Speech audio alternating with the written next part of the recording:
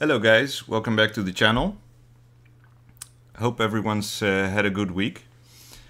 So what I thought I'd do today, I got my Chem Tarot deck a new pouch. Well, it's not new actually, I repurposed an old pouch. I actually put the Playing Marseille back into its box because I've complained enough about it, about the cardstock, and I've dedicated the pouch. I've used it for other decks previously as well, so it's not the first time this happened. But I've dedicated to my own, how do you say, proprietary Chem tarot deck. And so what I thought I'd do today is I'd do some poker spreads to illustrate how this system, using a tarot deck like this, with 22 double reversible pips, and 4 jokers instead of knights, right? Because the jokers, I think there's a lot of potential there to play with that meaning and replace the knights altogether, because I think they're redundant actually, because you know, if we take the Ducale deck for example, let's see, where do I have it here? Here it is. You know, the knights, the jacks, all actually have names of historic knights and mythical knights, right? So you have Lancelot, you have Ogier, you have La Hire, and so on. So the jacks are actually the knights, you know, and the pages, you know, the pages are also, you know, are also just the jacks. So turning the knights into jokers is actually a pretty smart idea. And so for my own proprietary deck, when I get to designing it, I actually have some interesting ideas for the knights as jokers. But I won't reveal those here. I won't spoil the punch. But so what I first wanted to get into is I wanted to remind you guys to check out this list. It's now on my Substack. You can find all this information on my Arrows of Chem article, where I explain, you know, the same video, the same material that I covered in my previous video on how to make this deck. I also wrote out into an article for you to read at your leisure. And I also have the list of correspondences that I made here. I've published that on that article as well, so you'll be able to consult it whenever you want. But so what I wanted to explain now is how these cards, you know, have additional meanings and correspondences that you can attach to them, right? So, because for example, we have a few cards that line up, right? So we have the Magician, that's an ace. We have the Empress, that's a 3. We have, but those are scant few cards. We have the Sun, that is a 9, and the Moon, that is an 8.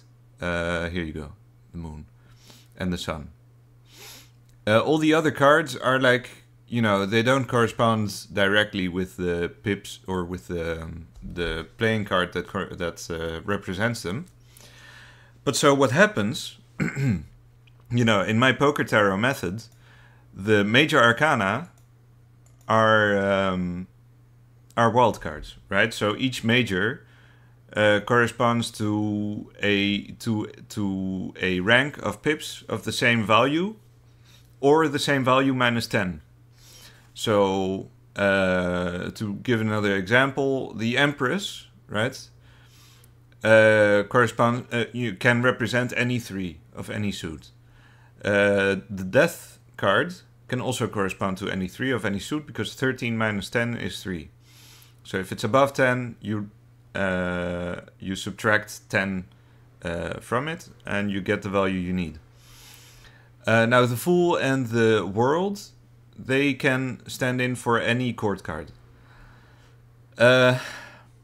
But now we also have that they're also pips in themselves, right? So in this case, for example, the Lovers, right, could be either a 6 of any suit or a 5 of hearts specifically.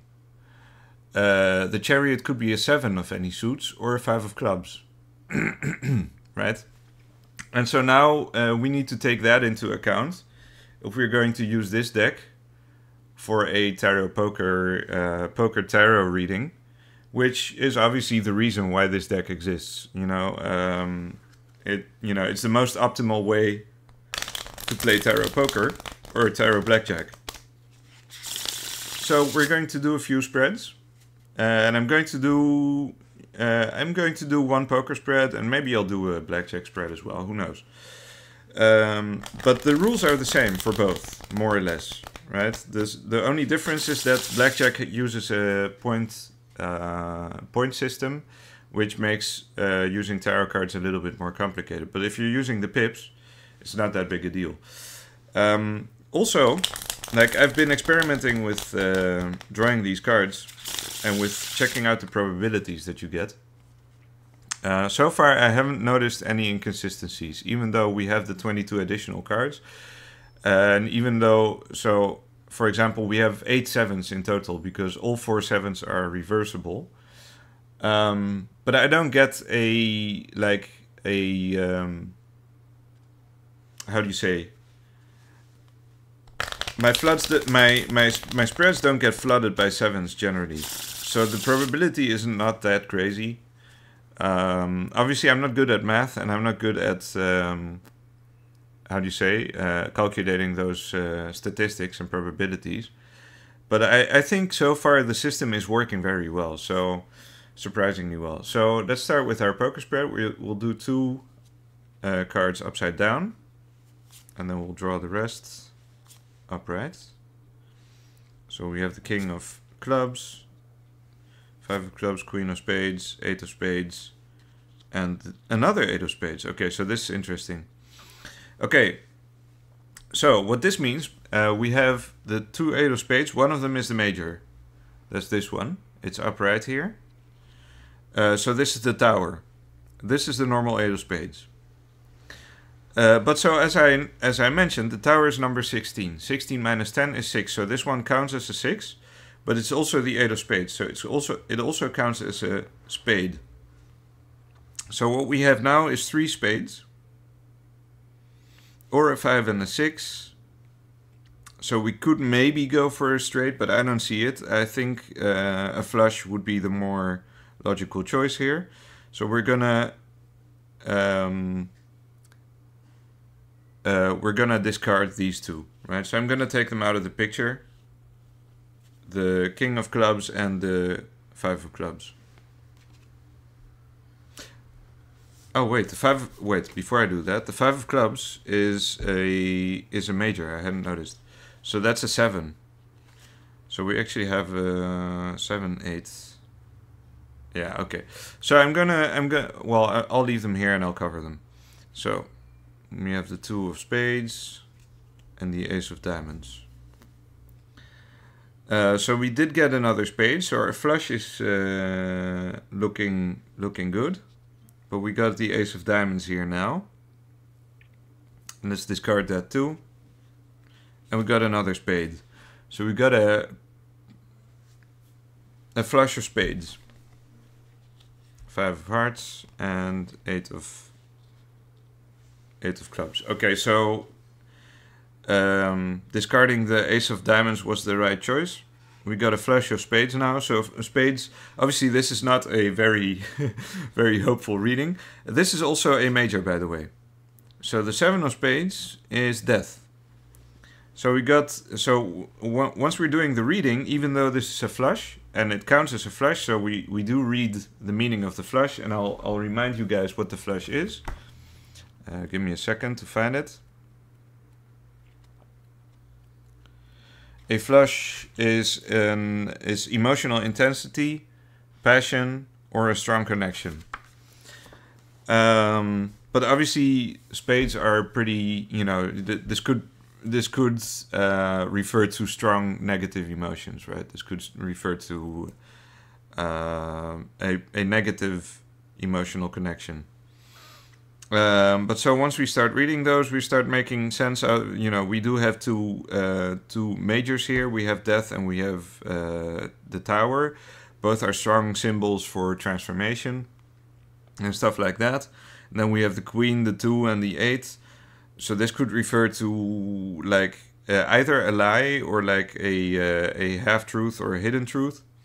Or it could refer to a woman that's ill-disposed, or like a widow or a dead woman or a witch or something like that. So the eight of spades, on the other hand, could refer to like gang violence, segregation. You could say, mob rule, things like that, like mobs generally, stuff like that. So it's a bit of a weird, and the 2 of spades usually refers to like either dilemmas or like what's the word, friction or division, So yeah, not a particular happy reading, but definitely helpful for our purposes. Let's do another one, because this one was pretty quick. But so as you can see, it's like a multi-dimensional 5D poker solitaire that actually goes by pretty fast once you get the trick. I also learned a new way to shuffle the cards, by the way, because I can do it in the air now, as you saw. And this is now my preferred way of shuffling. I actually just learned it last night, if you can believe it. I'm learning so fast, especially with my new system and stuff like that.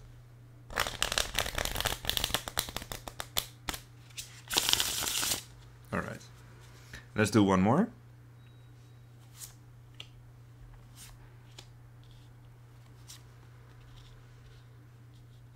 Okay, so we got one major waiting. We got another major. So again, the Chariot. I didn't shuffle them very well, but it doesn't really matter. 1, 2, and 3. So we got 3 majors. Let's pick them apart. This is the Chariot, the 5 of clubs. This is the Empress, the 3 of hearts, that you want, the easiest to remember, I think. And this is Judgment. And the way I like to imagine it, Judgment upright. So the 9 of spades upright is Judgment, because the central spade always reminds me of a little angel with the trumpet. So you just basically said.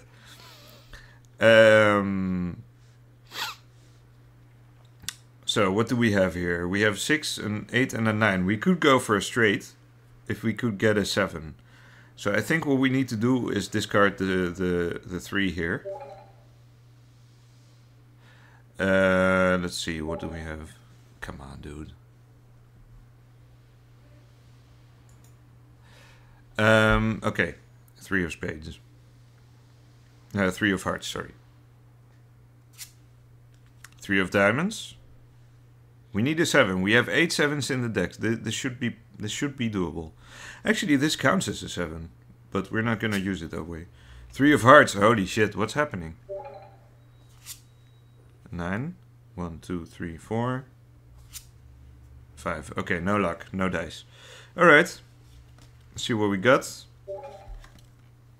Another 9. Well, that's weird. Okay, but we got another 5, so we can actually use this as a 7 now. So 5, 6, 7, 8, 9. See how that works? So this is the Chariot, right? As I said, but it's also a 5 of clubs. So it counts both as a 5 as well as a 7.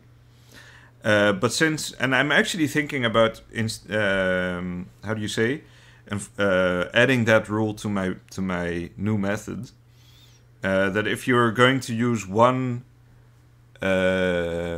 major as a pip, you have to use them all as pips. So if I had used this one as a 5, this one would also have. Nah, that doesn't work. I'm not gonna do that. Okay, because now then this will have to be a 20. So 5. So we got a straight though. 5, 6, 5, 6, 7, 8, 9, or 9. So we have both Judgment as well as the Sun standing in for 9s. At the same time, though, we also have a 2 pair, right? We have the 2 5s and the 2 9s. So that's all very interesting. I think the spread that we need to read though, because we're going for the highest value, is the straight. And specifically, I'm choosing the judgment over the sun, because judgment is a 20 and the sun is a 19. So yeah, so that's how that works. And obviously a straight, let's see what it means. I remember what it means, but I'm just gonna mention it for you guys. A straight is like a sequence of events, right? So you usually read them in sequence as well. A journey, progression, or series of events. So that would be like the 5 of clubs is, as I said, exercise, activity, action. So the start of action. The 6 of clubs is like business trips, travel, stuff like that. I should maybe grab my notes just to make sure that I got it right. But the sixes are generally passages. So the 6 of clubs is like a business trip, practical goals, learning, teaching, studying. Yeah, that was the one. Then the 7, in this case, is the chariot. So that's also, about decisiveness and achieving your goals and stuff like that. And could also, I also tend to read it as like a vehicle to achieve your goals, right? So it could be something that helps you on that path. Or something that will carry you through that path. And then the 8 of hearts here, which is not a major, is thoughts about love, weddings, parties, social clubs, flirting, festivals, etc. And then the 9 of spades or the 9 of hearts. Well, the 9 of spades is judgment, so that could be a realization, like an epiphany during one such activity. So it's a series of events. You're actually deciding to take action and following through, and you're making the necessary connections in your brain. You're learning new things about the world by going out, by by putting yourself out there. So yeah.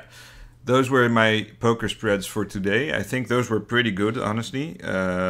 Especially the second one, so the straight. Very insightful, and we saw what we can do with the cards now, right? So just to finish this up, let's do a blackjack spread and show you how that works as well. Maybe we do a few even. And I've also thought about like doing blackjack spreads, both one for the querent as well as one for the house, as in traditional blackjack. So if the first spread doesn't work out, you can do a second one, and you can make a bet, let's say, on whether it's going to be good or not. Let's also do some overhand shuffling. Honestly, these cards are very nice for overhand shuffling as well. Some of the nicest I've felt. It just the shuffling with these cards is just sublime.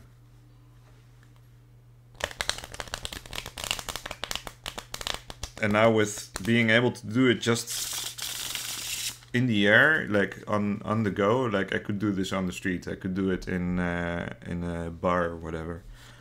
So, oh yeah, we're doing blackjack. 6 of spades. 6 of clubs. So this is a major again. Which means it's also a 10. So we could say it's either a 12 total now, 6 plus 6, because we're doing blackjack now, or a 16.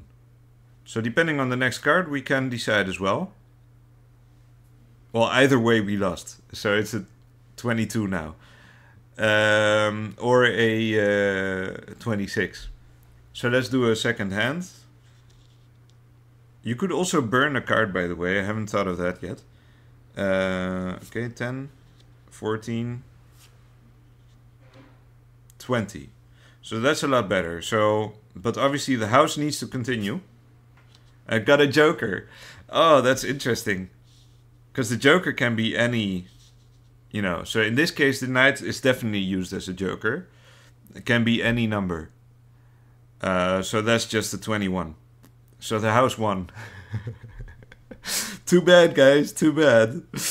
But no. So the way I see it is like, if you get a house, you know, if you, so basically the way you could do this is you do one spread for yourself, and you say stay or hit. If you hit and you lose, you have to do a house spread. And the house spread needs to go on, just like in the casino, it needs to go until the end, right? It needs to keep hitting until it either wins or busts. And then depending on whether it wins or busts, you know, you get a choice. You get two scenarios.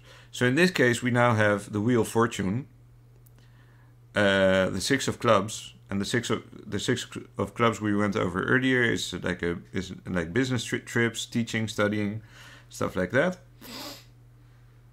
The nine of diamonds, the king of diamonds, is maybe like a wealthy patron or something like that, someone who will help you on your journey. And obviously, as you can see, since it's a bust, you can't complete it on your own in this scenario. But then we have the King of Hearts, that's the alternative. So that could be either another patron or just another approach to the situation. And then we have the Four of Hearts, which speaks of emotional stability. So in this case, it could mean like centering yourself, opening yourself up to compassion and vulnerability. And then the Six of Hearts, again, this is reversed, so this is not the major. Could refer to, so the Six of Hearts is like about, again, with travel, holidays, vacations, emotional investment, emotional progress, stuff like that. So again, so you're centering yourself, and you're in a position that you can give of yourself, right? And it's, again, we have two transitions here. We have three even. This is obviously the six of, this is actually the Wheel of Fortune, but at the same time it's still a six of spades. Which again makes sense because it's a transition. The Wheel of Fortune is like the transition of the first, how do you say? The first decimal, let's say the first 10 of the major arcana to the second, right? And then the the Six of Hearts is, as I said, is like emotional progress and investment, or like travel and holidays. And then the Joker is obviously to expect the unexpected. So I think the cards are pretty clear. Obviously, I read them for myself now, but you can read them. You can read into them as you wish. But I have my questions for today. I'm pretty clear on what these cards mean and what I'm supposed to do today. But I'm not going to reveal that to you because that's private information. But regardless, I think these are good messages and good spreads as well. So you understand now how the blackjack system works as well, how the majors factor in, how it can be both a 10 or a 6, but either way it was a bust. And how we got, well, here we didn't get any majors, so it's just what it is. So yeah, but we did get the Joker, so we could illustrate that as well. So, hope that was interesting to you guys. I think I've said my piece for today. I'm going to, I don't know, I don't know what my next video is going to be about. I think I've reached the point I need to start writing these things down and start working on a next book that will include all these systems. And I'll probably also have to rewrite the Hand of Fate system to some degree at least. And I'll probably release it as a complete book. By the way, on another note, I did get another book that I haven't reviewed yet. I got Cartomancy in Folk Witchcraft by Roger J. Horn, the expanded second edition. I've already started reading a little bit into it, but I'm not entirely on board. I don't hate the book. It's got some really good ideas generally, and it's also got ideas for like using the cards for like talismans and stuff like that. So I'm definitely interested in those. But it's got some you know, some baggage with it that I don't necessarily agree with it. So I'll have to do a review for that at another stage once I've read the book. And I'm also still reading Last Call by Tim Powers. So I might talk about those at some point in the future. Other than that, I dropped half my desk on the floor. But yeah, other than that,